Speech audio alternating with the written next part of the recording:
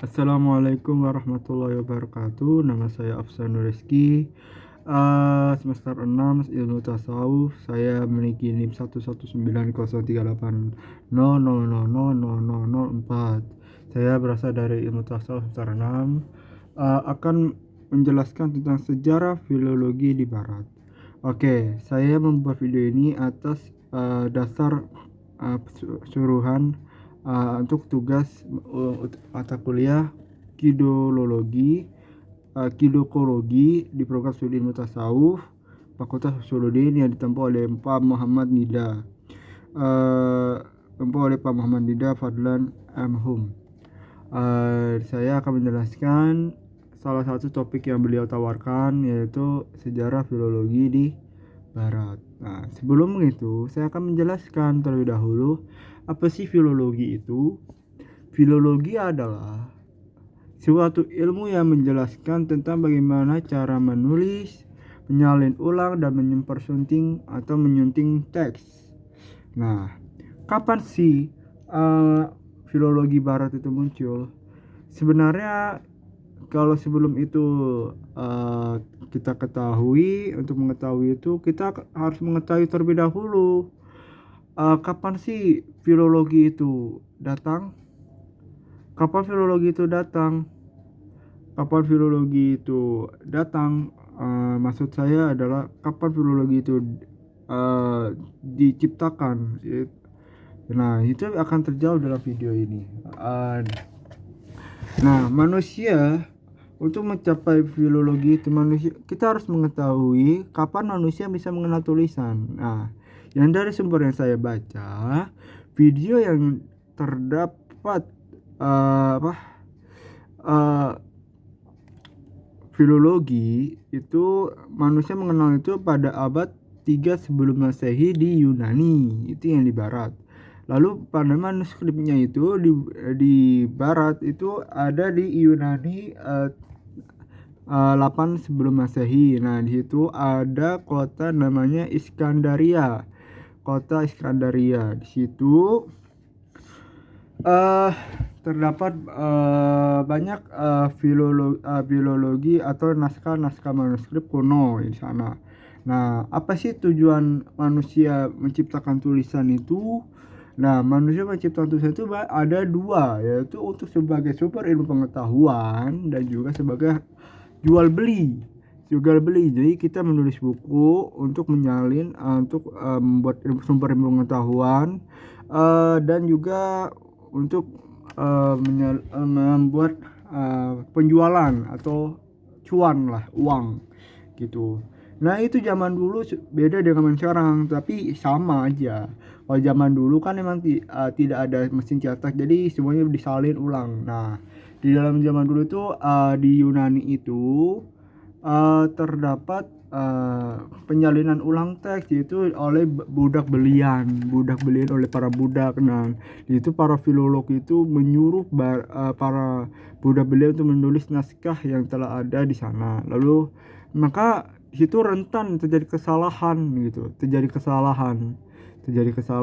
lalu banyak masuk yang hilang juga. Nah, di situ perlu diingat juga bahwasannya filologi di barat itu oleh orang-orang barat itu sangat ditekankan bahwasannya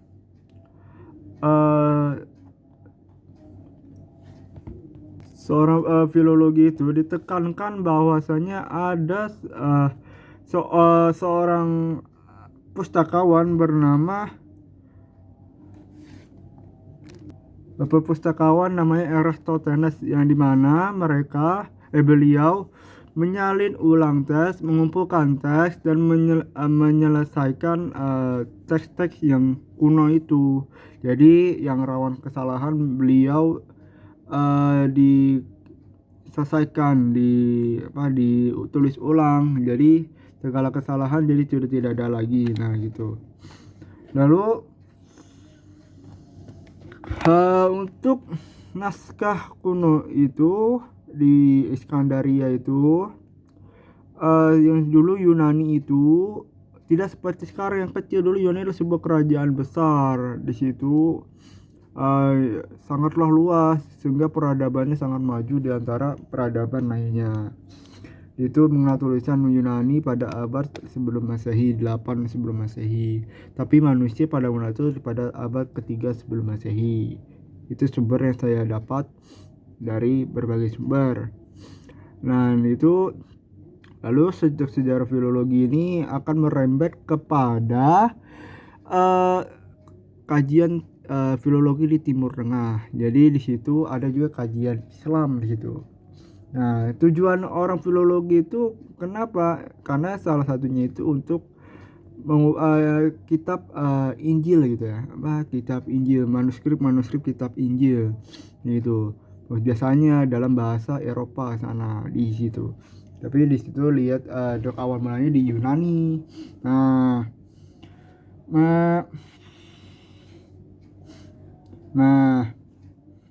di situ jadi permulanya pada abad ketiga sebelum Masehi itu banyak kajian-kajian filologi juga di situ. Ada abad ketiga, di situ ada juga Romawi itu terpecah menjadi Romawi Barat dan Romawi Timur. Dan Romawi Barat itu biasanya menggunakan Romawi itu menggunakan sistem kodeks kalau yang barat. Kalau yang timur menggunakan Scholates. Scholates itu ya Romawi Timur lah, Romawi Timur. Itu biasanya itu menggunakan biasanya pada abad ketiga itu peletak dasar dari Aristoteles yang tadi. Nah, abad kelima itu ada upaya kristenisasi atau penyebaran agama Kristen menggunakan manuskrip Injil pada saat itu. Lalu disebarkan. Lalu setelah keluar Yunani kuno tersebut terdapat beberapa hal yang harus ditekankan, yaitu di perpustakaan Iskandaria itu terdapat manuskrip kuno di filologi. Dari situ banyak pustakawan yang mencatat, mengkaji ulang filologi itu. Nah, pada masa Renaissance juga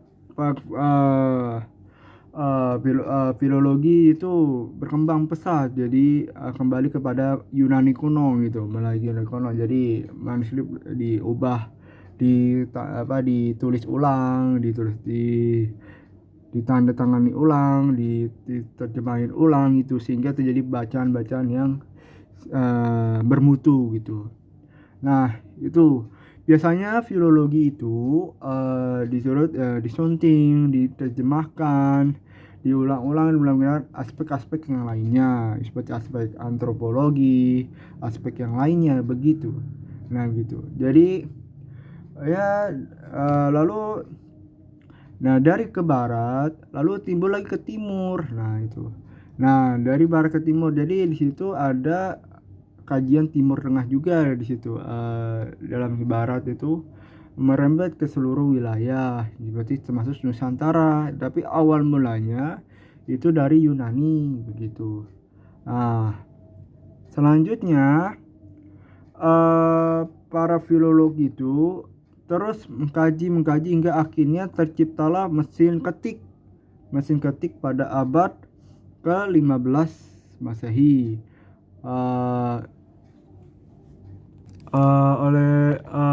oleh Jerman, oleh Gutenberg di Jerman. Beliau menciptakan mesin ketik untuk menyusun ulang filologi. Jadi agak sedikit mudah. Kalau yang sekarang kan mudah, kita nggak perlu lagi menyalin ulang secara, karena kita sudah ada di salin ulang, jadi kita lihat di perpustakaan. Nah, kalau zaman dulu seperti itu, sejarahnya seperti itu.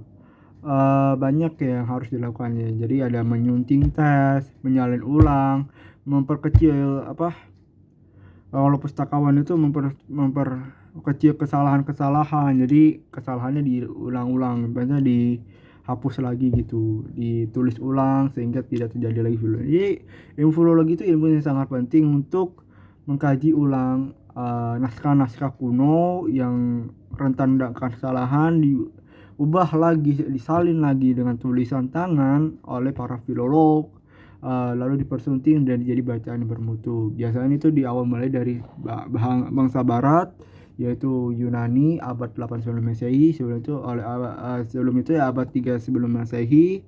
Lalu dengan tulisan-tulisan Yunani kuno yang tertera dalam teks-teks Yunani kuno, mereka sebagai pencetus utama dari kajian filologi di barat. Nah, perlu diketahui juga abad ke-8 sebelum Masehi itu kalau dalam dunia Islam itu ada di zaman Nabi, sebelum Nabi Muhammad SAW. Nah, kalau di dalam kajian Islam itu terdapat banyak seperti ada contohnya dari Nabi Idris itu kita kan terkenal tuh pintar banget gitu. Nabi-nabi lainnya yang mengenal tulisan tidak sebelum Nabi Muhammad udah ada dari zaman Nabi Adam hingga akhirnya Nabi Muhammad juga sudah mengenal tulisan gitu, udah mengenal tulisan sehingga dibaca, dicetak ulang, di hukum di manuskrip. Nah, dan itu biasanya kalau di Yunani itu menggunakan daun yang sangat besar, itu daunnya itu sangat langka gitu. Nah, daun tersebut itu digunakan untuk menulis naskah-naskah atau tulisan-tulisan oleh pengarang. Nah, tujuannya itu untuk menjaga keaslian naskah-naskah yang sesuai dengan apa yang diinginkan pengarangnya itu. Nah, begitu pula akhirnya dari barat ini lalu merembet kepada Timur Tengah. Lalu di Timur Tengah ada dengan dinasti Abbasiyah, lalu Islam muncul di Eropa, lalu kajian-kajian studi Islam, manuskrip-manuskrip Islam di Eropa semakin merajalela, lalu menyebar luas hingga akhirnya orang-orang barat akhirnya ke Nusantara. Lalu dari Nusantara mereka melakukan gospel, bukan genosida ya, maaf, gospel penjajahan lah, maksudnya penjajahan gospel ya gitu. Selain penjajahan gitu, mereka juga melakukan gospel, yaitu dengan mengkaji kitab menyebarkan kitab Injil melalui manuskrip di Nusantara. Ya seperti di Belanda gitu kan, menjajah Indonesia di Nusantara gitu kan, Eropa di situ. Nah, lain sebagainya. Ya, kurang lebihnya mohon maaf.